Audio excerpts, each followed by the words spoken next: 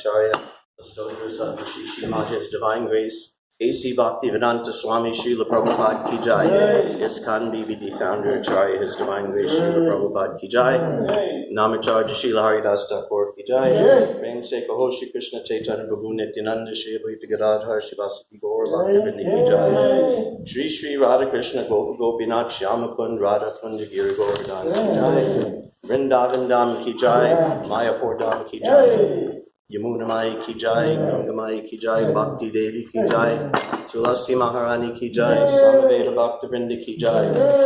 All glories to the assembled devotees. All glories to the assembled devotees. All glories to the assembled devotees. All glories to Shri Guru and Shri Gauranga.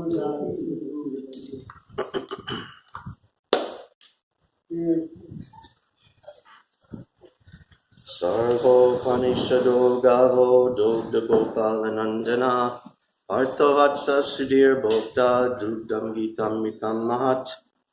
This Bhagavad Gita is the essence of all the Upanishads, and it is just like a cow. Lord Krishna, who is a cow, famous as a cowherd boy, is milking this cow. Arjuna is just like a calf, and learned scholars and pure devotees are meant to drink the nectarian milk of Bhagavad Gita as it is. Today we'll read and discuss Bhagavad Gita chapter 9, text 26.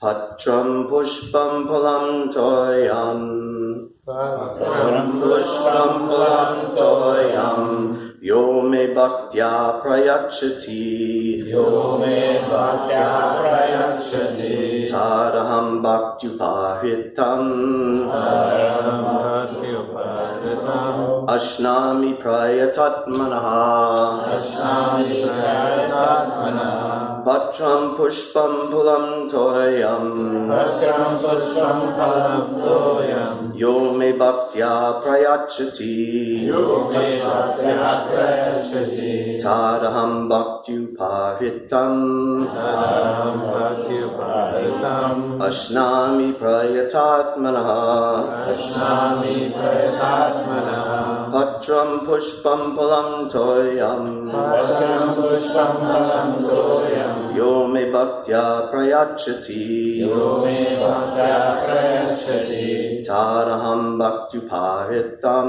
Taraham bhaktuparitam. Ashnami prayatatmanaha.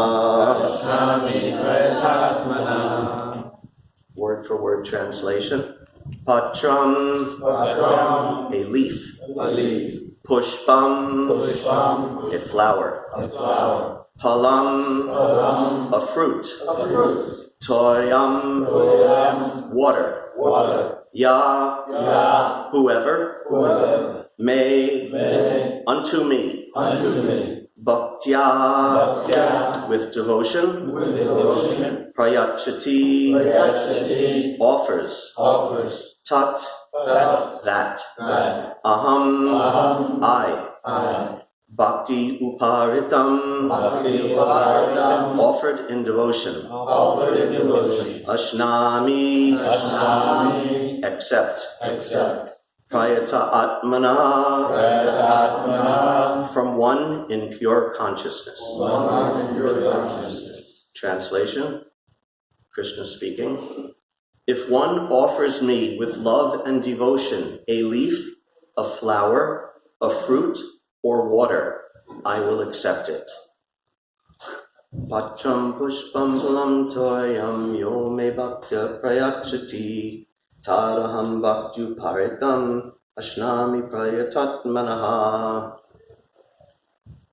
I'm going to read a beginning of the purport. Then for explanation, I'm actually going to read a short section from a lecture that Prabhupada gave where he discusses this verse. So the purport starts. For the intelligent person, it is essential to be in Krishna consciousness, engaged in the transcendental loving service of the Lord, in order to achieve a permanent, blissful abode for eternal happiness. The process of achieving such a marvelous result is very easy and can be attempted even by the poorest of the poor without any kind of qualification. The only qualification required in this connection is to be a pure devotee of the Lord. And this is from a lecture, morning lecture Prabhupada gave in Mumbai back in 1975. In the Vedic language, it is said that Krishna, he has got a flute in his hand. He likes to play on flute. Venum kwanantam aravinda dalaya taksham baharvatam samasitam uda sundarangam. Barhavatamsa means the peacock. He likes peacock feather. These symptoms are described in the Vedic literature, and when Krishna was present on this earth, the same feature was there. So this picture, this photo, or this statue of Krishna, this Archamurti, is not different from the original Krishna. So if you simply come here, take the impression of Krishna, and think of Krishna while drinking water, you become a devotee. Is it a very difficult job? Very easy. Anyone can do. Patram pushpam palam tayam yo me bhakti prayachati. Then if you develop, this is called shantaras. Then shantaras means the mood of appreciating that God is great. Then when you develop your shantaras, then there is dasyaras. Dasyaras means that you want to serve him. That is a further development. Here is God, why not serve? Therefore, according to the Vedic principle, whoever comes to the temple, he brings something to offer to Krishna. Not that he requires huge amount of money. No, you must offer something. What is that? Krishna says, Patram pushpam palam toyam yo me bhaktya prayachati. Krishna is not in want. But if you give something to Krishna, that is for your benefit. If Krishna accepts something from you, then your life becomes successful. So if one says, but I have no money, what can I offer to Krishna? Oh, that is not the fact. We have got money for going to cinema, and you have no money to bring one flower for Krishna? This is denial. Krishna does not say that you bring $1,000. No, he says, Patram pushpam palam toyam yo me bhakti prayachati. So anywhere within this universe, you can get all these things, however poor man you may be. Patram, a little leaf, or better, a tulsi leaf, or any leaf. Patram, pushpam, a little flower.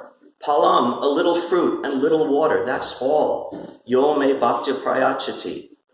Krishna, he is Bhoktaram Yagya Tapasam Sarvaloka. He is the proprietor of all the universes. So why is he asking this Patram Pushpam Palam Tayam? Is he so poor? He is not poor. He is the most opulent. But if you begin to give something to Krishna, then you become opulent. That is wanted. Therefore, he is canvassing. Give me something. Yat karosi, yat jahosi, yat ashnasi, yat tapasvasi, karushatad mararpanam. Because you have forgotten to give to Krishna, therefore Krishna comes down. Yada yada hi dharmasya glanir bhavati bharata. He canvasses, please give me something, as if he is in great need of it. He is not in need of it. But if you hear Krishna, and if you give something to Krishna, then it is for your benefit. You will understand gradually what your relationship with Krishna is, and gradually develop your Krishna consciousness. Then your life is successful, then your life becomes peaceful. So that, to me, that all completely explains the whole verse, but because I'm supposed to sit here and say something, I'll sit here and say something. So we can start by looking at the actual verse itself, the actual words of the verse, the translation. First is Patram Pushpam Palam Toyam. As Prabhupada said, this is so simple and so universally available and so easy for anyone to get. A little leaf, a flower, a piece of fruit, or even just a little water, just a little bit of water is available for anyone because there's no limitations or casteism or blockade for anyone approaching Krishna. You don't need anything because anyone can get a leaf, anyone can get a flower, anyone can get a little water and offer it with love to Krishna. Patram Pushpam means leaf and fruit. And this is, we could also take this broadly, it simply means all kinds of foodstuffs, everything that we eat, everything that a civilized human being eats is leaf, like vegetables and flowers and fruits, like all fruits and vegetables, mostly they're, botanically speaking, the fruits of the plant. So these, whatever we're going to eat, and toyam, liquid, water.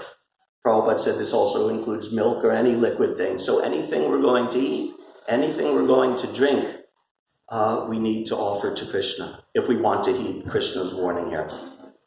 With no limitation on wealth or poverty or availability of materials, it's open to everyone. All these things, the food, every day, 3 times a day, or sometimes more, all these things are passing through our hands.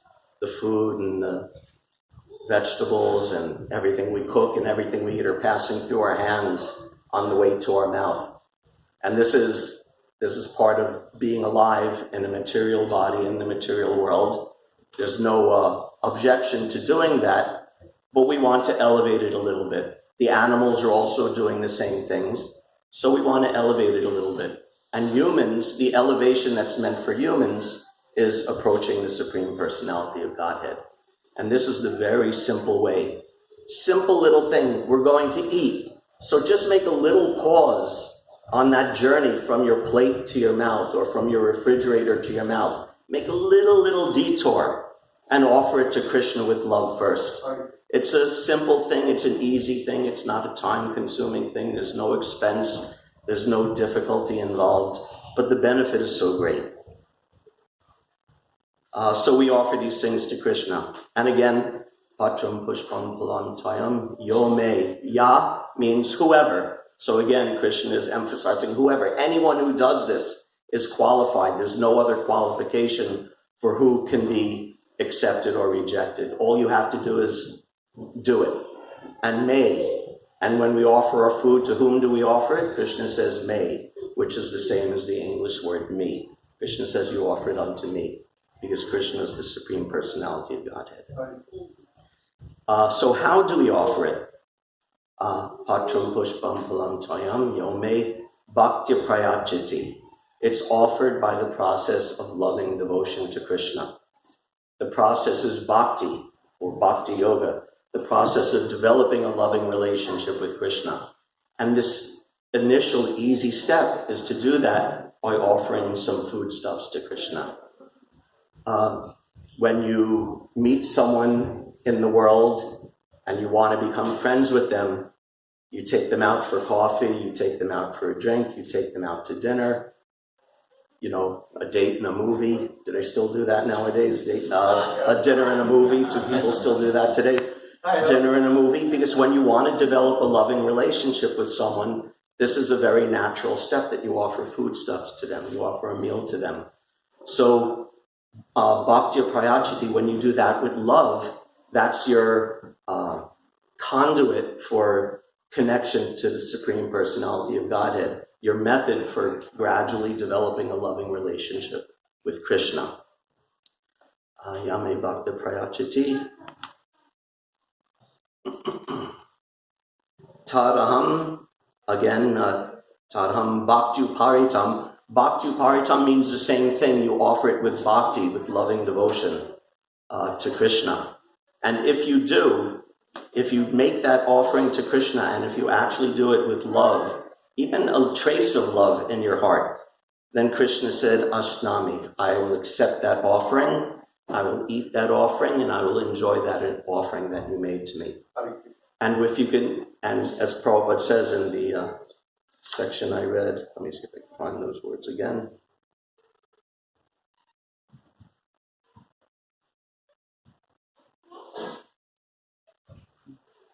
Can't find it exactly. He says that if you just offer, if Krishna actually accepts your offering, then your life is perfect. Then your life is successful. Then your life becomes peaceful. So this simple thing, this little thing, is offered here by Krishna in Bhagavad Gita, because this is the purpose of Bhagavad Gita, to bring everyone closer to Krishna. Krishna is the Supreme Personality of Godhead. He's the creator and the Lord and the maintainer of everything in this universe, including us, including our identity as spirit souls, and even our material bodies. So these are all Krishnas. They're already Krishnas. So that means we actually already have a relationship with Krishna, but because it's dormant, we've forgotten it. Therefore, we're not happy, we're not peaceful, we're not successful. But this simple method allows us to revive that.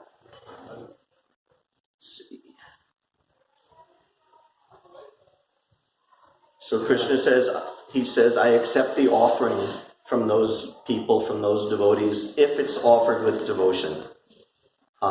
Now it's said twice in this verse, bhaktya prayachiti and bhakti paritam. These both mean the same things, offered with devotion. So why is Krishna repeating himself, saying the same thing over and over again in the same verse? One is that it's for emphasis. Prabhupada also explains, let's see. Oh, that's right, in the purport, he explains why Krishna repeats himself. To develop Krishna consciousness is the higher perfection of life.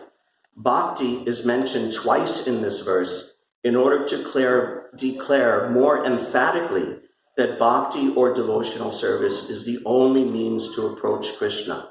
No other condition, such as becoming a brahmana, a learned scholar, a very rich man, or a great philosopher, can induce Krishna to accept some offering.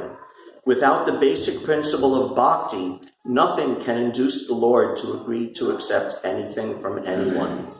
Bhakti is never causal.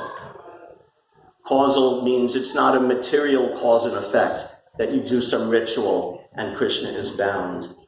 It's not causal, it's an exchange between individuals. It's an exchange of love.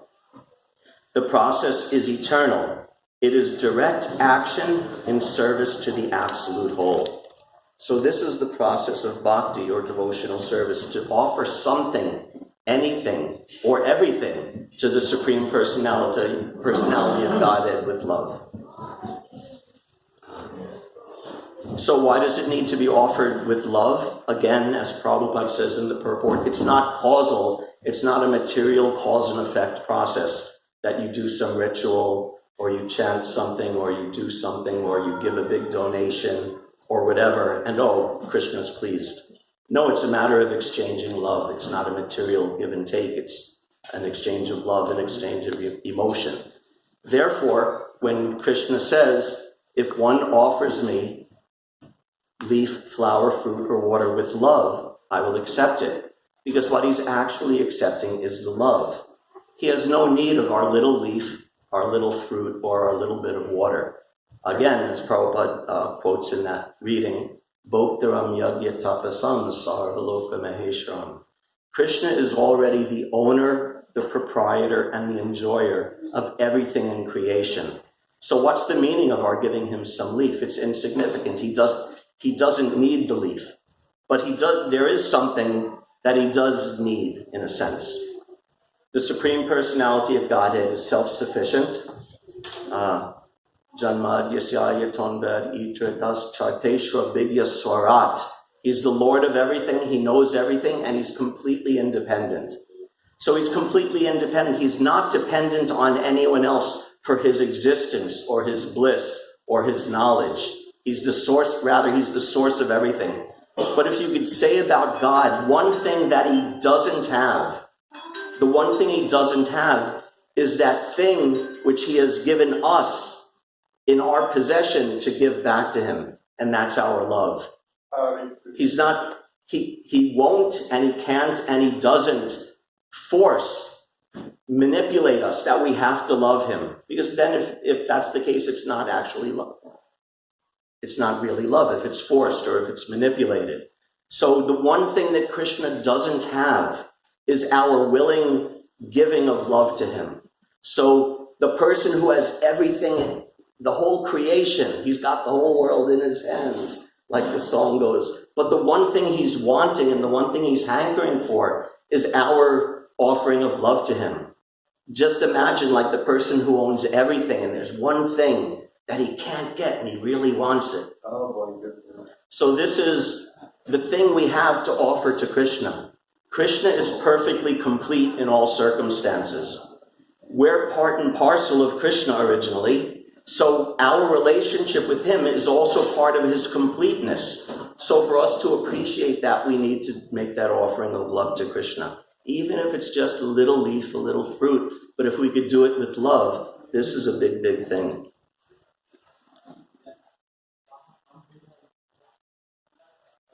One instance where this is illustrated is in the Srimad Bhagavatam. Krishna in Vrindavan, when he was meeting with his greatest devotees of all, the gopis of Vrindavan, and he called them and they came to serve him, and they left aside all kinds of material considerations and family considerations and social considerations, and they forgot everything just to offer their love to Krishna.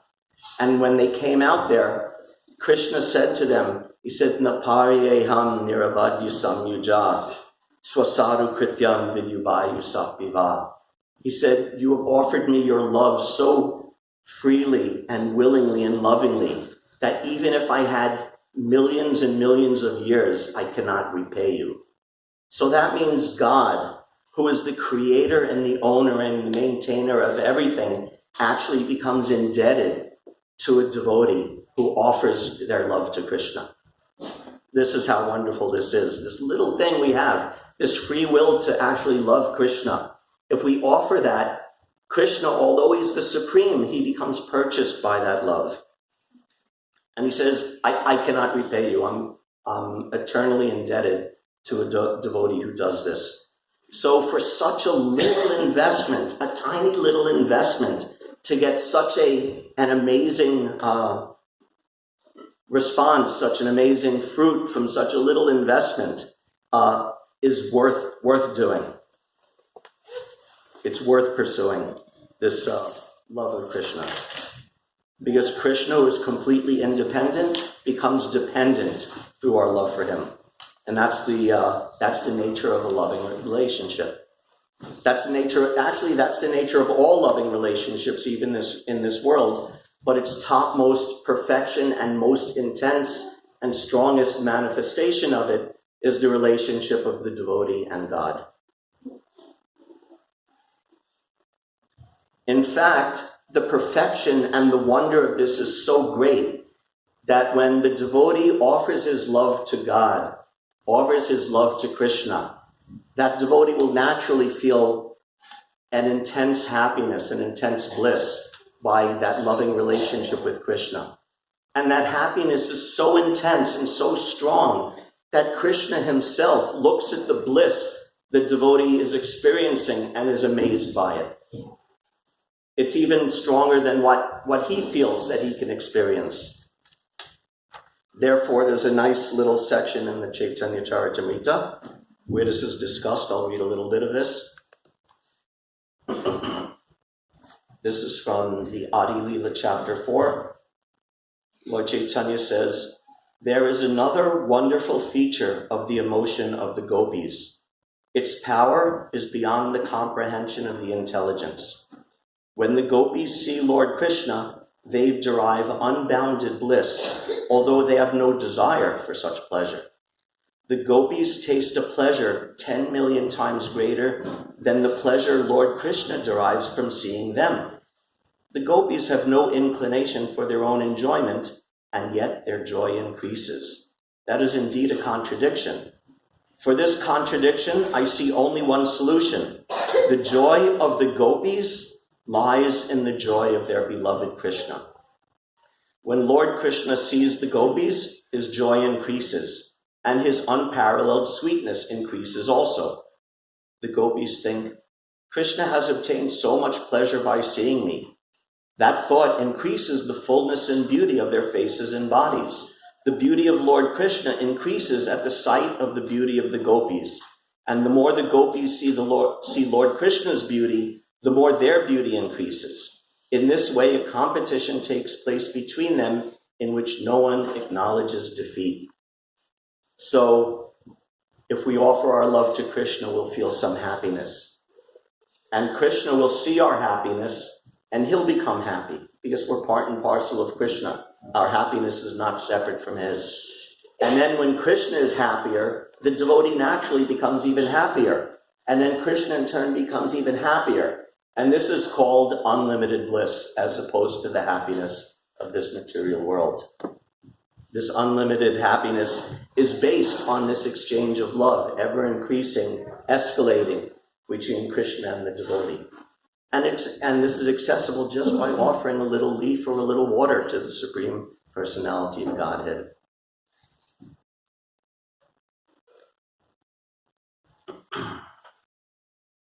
So this is the wonder of offering even a little insignificant thing to Krishna.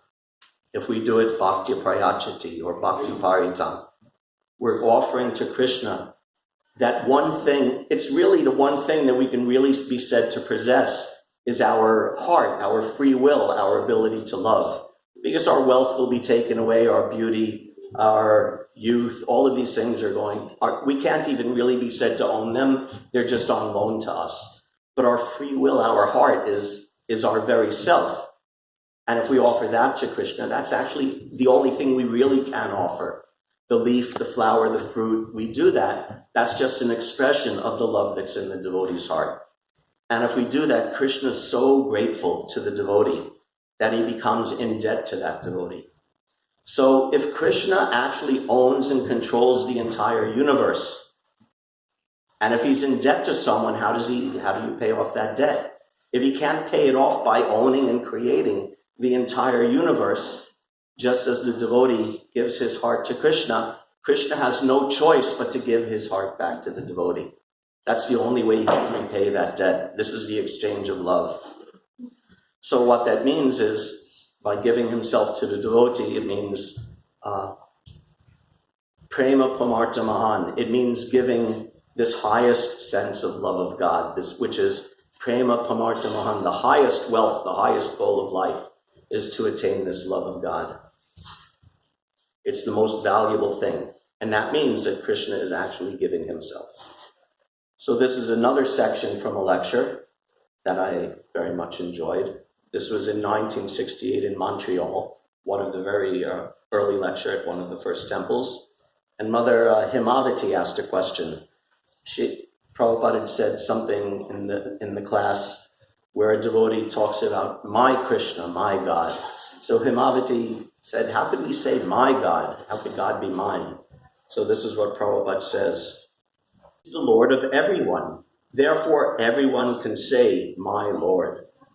That does not mean that if somebody says, my Lord, he becomes monopolized. No. You are speaking on the platform of monopolizing, mine.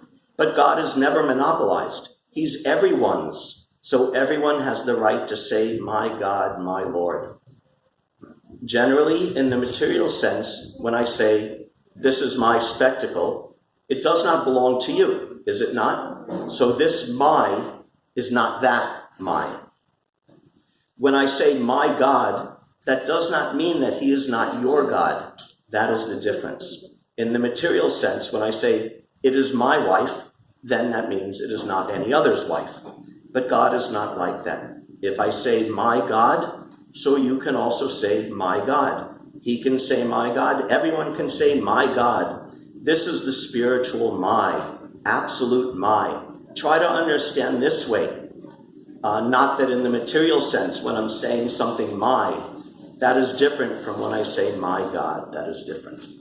So everyone can say this. Because, why can everyone say this? Because Janmadhyasya Taha, the absolute source of the creation, maintenance of everything in creation is God, is Krishna, the Supreme Personality of Godhead. That means everything, all of us and all of this world, we've all come from him. That means automatically, by definition, by our very nature, we have an eternal relationship with him. The relationship is the part to the whole, the servant to the master. So everyone can say that to Krishna, my God, my Lord, my Krishna. Everyone can say that. And of course, we don't just say it, so many people say it. With our lips, we say it. But when you offer your heart and actually do something, take a leaf and you offer it before a photo of Krishna, a painting of Krishna, a deity of Krishna, or even picture Krishna within your mind and offer that leaf at Krishna's feet, then this is it's a concrete act of devotion, and it's also an act of love and internal offering simultaneously. So this is the process. Because the Supreme Absolute Truth is actually a person, he has a body, he has senses, he has feelings and emotions and desires and tastes. Therefore, the devotee can certainly offer food to him and be assured that Krishna will accept it if it's offered with love.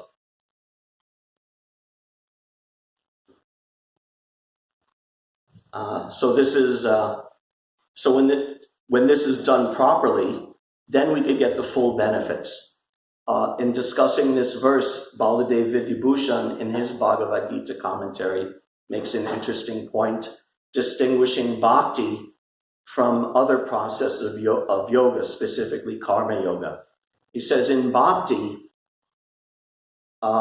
before something is offered, before the offering is even made or done, the devotee within his heart consecrates it to Krishna with love at his lotus feet, and then he does the offering.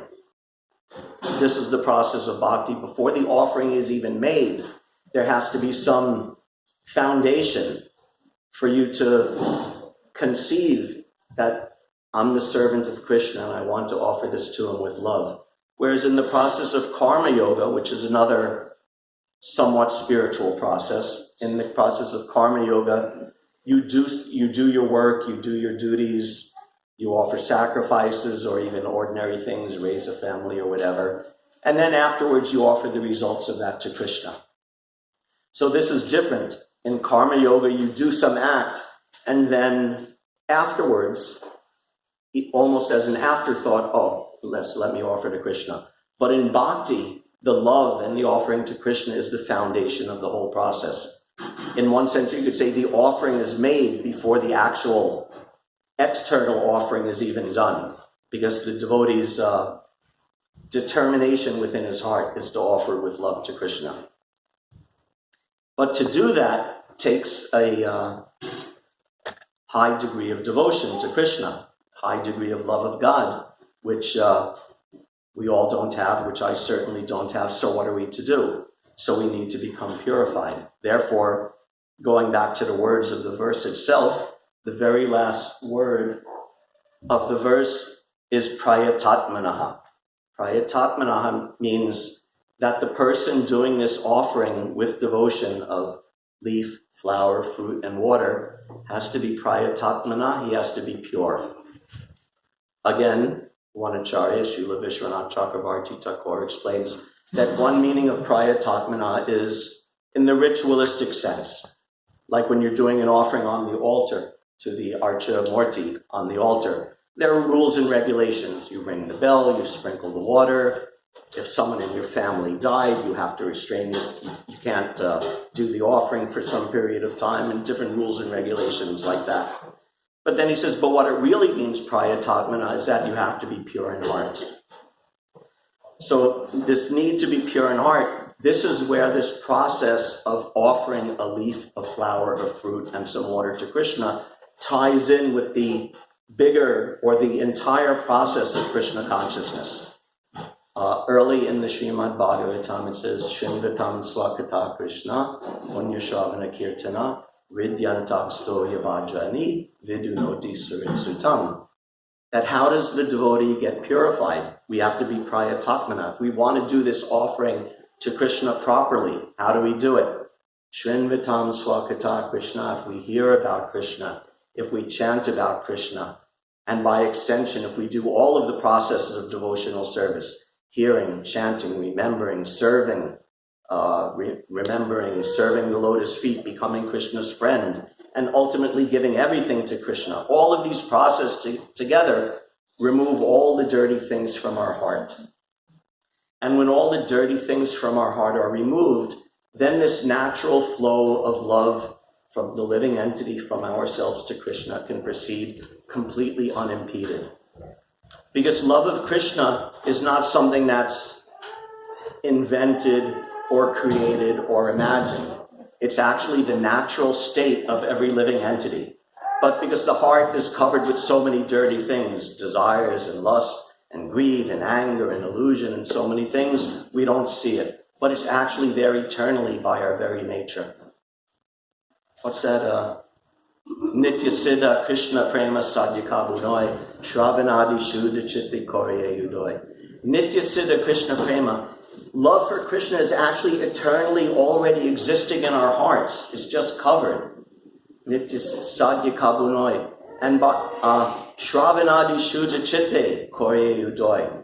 And by the process of devotional service, all of the things that we have here in this Krishna consciousness movement, the hearing, the chanting, the serving, the associating with devotees, reading Srimad Bhagavatam, attending Artik, all of these things together, Shravanadi Shuddha Chitte, your consciousness becomes purified, Karye Udoi. And then that love of Krishna in your heart is revealed for what it is and can shine forth, just like the sun rising in the morning.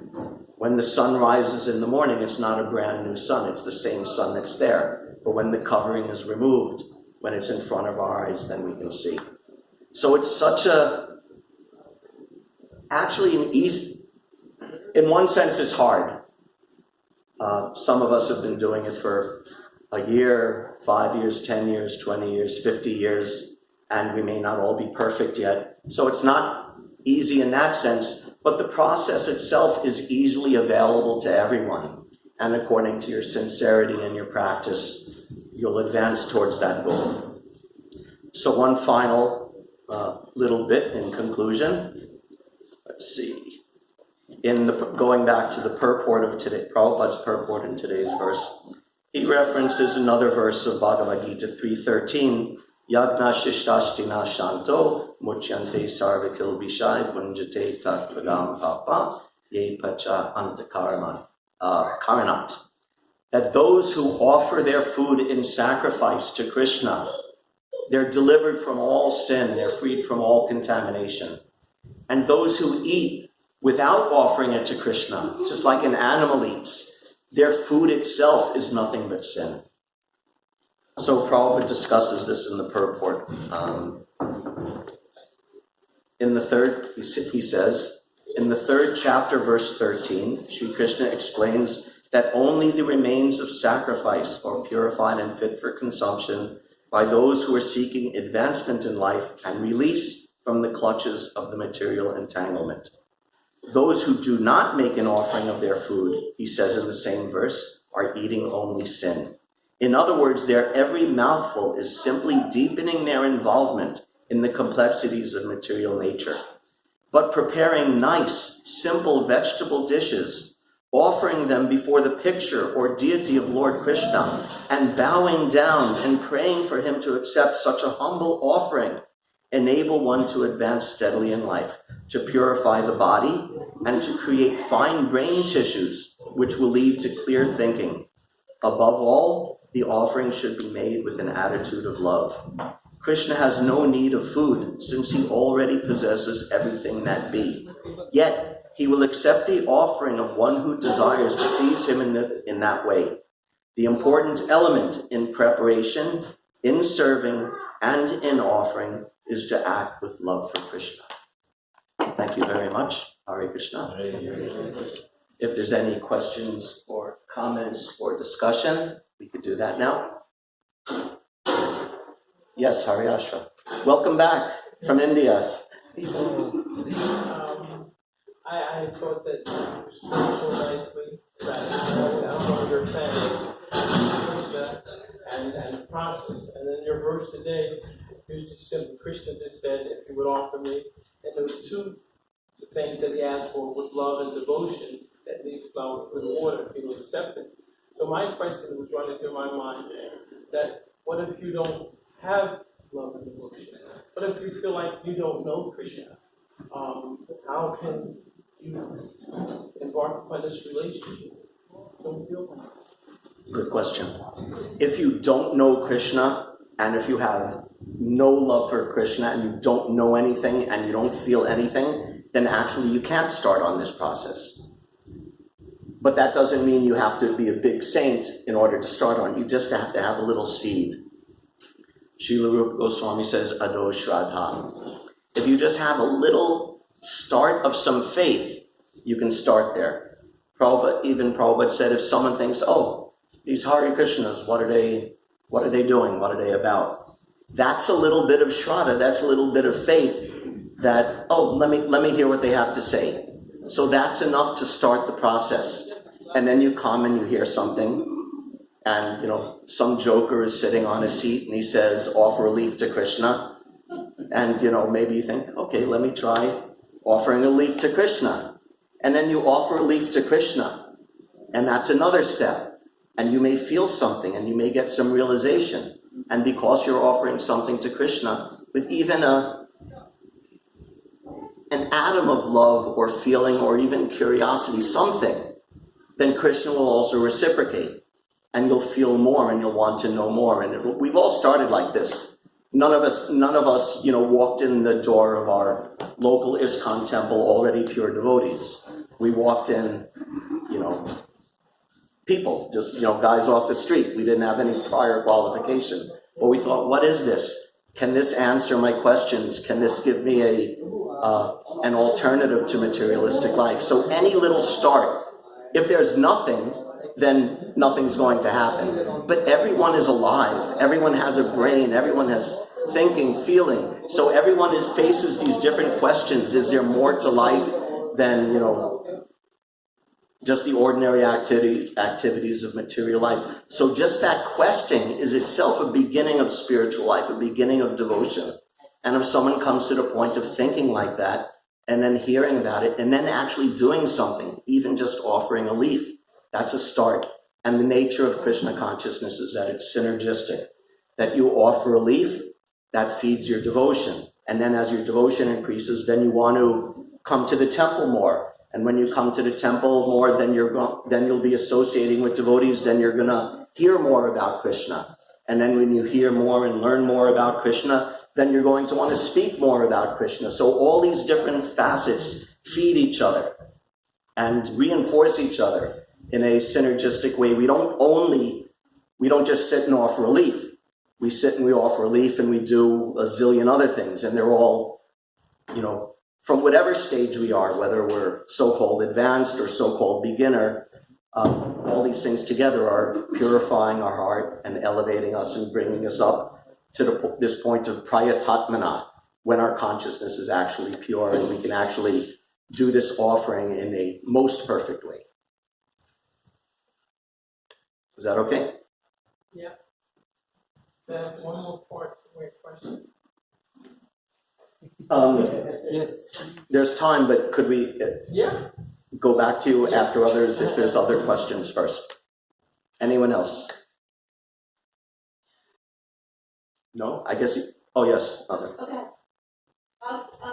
If you're speaking with someone that's from a different tradition, and maybe Christianity or Judaism, how would you explain to them the relationship with Krishna and God, and from the different religious perspectives? Like, how would you help them understand that? Well, for any person in another religion, let's stick with theistic religion for the time being, the principles are more or less interchangeable. That you don't just eat like an animal. Offer it to the Supreme Personality of Godhead. If you say Allah, if you say Jehovah, that's secondary in one sense. But the principle is the same. That don't just eat like an animal. We want to elevate ourselves to be lovers of God, devotees of God. And one powerful way to do that is by, before eating, you offer that with love and devotion to God. I think people in any religion could understand that kind of general principle. Another thing you may want to bring in, just depending on the people you're talking to, is that if you're going to offer food to someone, and if you want to develop a loving relationship to the person to whom you're offering the food, then you're going to want to offer to them the thing that that person wants. So Krishna specifically says, Patram pushpam palam tayam. You give me fruits, grains, vegetables, milk, all these wonderful foods. He doesn't ask for meat. And in fact, in the Vedic literature, there's so many prescriptions against eating meat. So Krishna doesn't want that. So if we want to love God, then we should offer the thing that he wants. And aside from what it says in our scriptures, it doesn't take that much to understand that God is the Father of everyone, the Creator of everyone. The animals are also created by God. They're also living beings as much as we are.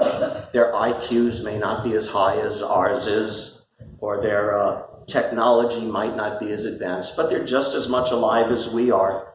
And we don't want to sacrifice their lives for the sake of our tongue. So that's another thing. We should offer pure foods to Krishna, which means vegetarian foods. That's another related issue. But as for different religions, I think anyone could understand that general idea that if you accept that there is a God, a Supreme Personality of Godhead, and if you accept that I want to love him, I want to have a relationship with him, offering your food with love and devotion to him is applicable to anyone. I will say in Krishna consciousness, we have developed this idea to a very high degree, but the principle is there in all religions. Is that all right? Anything else? Haryashva, you want to? That was the second part of my question. Oh, okay. If there's nothing else, then Hare Krishna. Oh, yes, Prabhu. You mentioned about how Krishna hankers for our love. And also you mentioned that he is the maintainer, the sustainer, he is the proprietor of everything. He is the owner of everything. So why does Krishna hanker for our love? And what is in it? Well, two parts. What is in it for him? What is in it for us? In actuality, Krishna is not lacking in anything. It's not like Krishna is in the spiritual world surrounded by Nanda and Yashoda and Gopas and Gopis, and he's saying, "Oh, that Acharya, I'm just waiting for that Acharya." No, it's not like that. But his completeness. What's that? Ishopanishad, the invocation. Ishvara Parama Ishvara. Krishna Sakshita. Ishopanishad. Ishavasyamidam sarvam yatkincha jagatyam jagat. No. Isavasya. No. Oh, Om Purnam. That's it. Om Purnam. Someone else said it, but Om Purnamidak Purnamidam Purnamudachite. Krishna is complete. And although he's complete, so many complete units are emanating from him. But his completeness is never reduced. So although we've separated ourselves, we've forgotten Krishna, we're not loving Krishna, his completeness, his perfection isn't compromised. But at the same time, because we are part and parcel of Krishna, our completeness and our perfection rests on redeveloping our relationship with Krishna. And when we do that, Krishna's already unlimited perfection becomes even a little more unlimitedly perfect.